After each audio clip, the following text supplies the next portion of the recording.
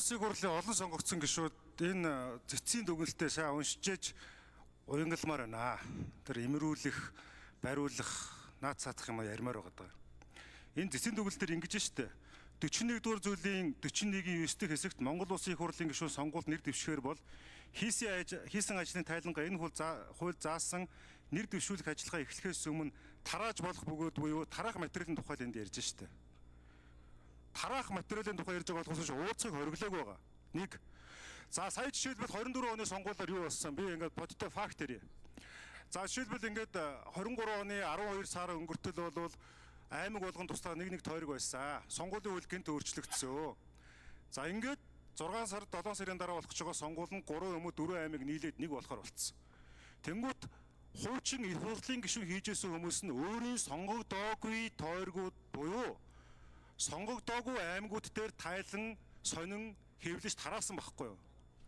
Энд чинь эргээ шудраг осны зарчим буюу тэгш өрсөлдөөнийг алдагдуулсан.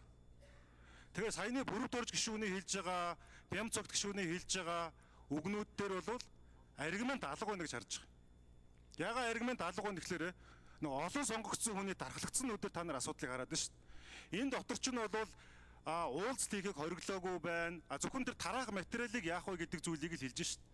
Энэ бол өрсөлдөөний тэгш бус нөхцөл байдлыг үүсгэж байгаа маа. Нэгдүгээр асуудал нь. Одоо шин залуучууд улс төрд цус хэлбэх гэж байгаа, улс төр шин төрлөг авчрах гэж байгаа залуучуудад энэ бол хаалттай зохицуулт байгаад байгаа байхгүй юу?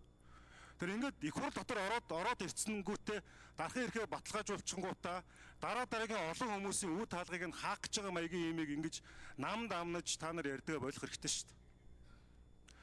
Тийм учраас энд нэг зүйл хэрэгтэй байгаа. Өөрөөр хэлбэл зохицуултыг нарийн болгох.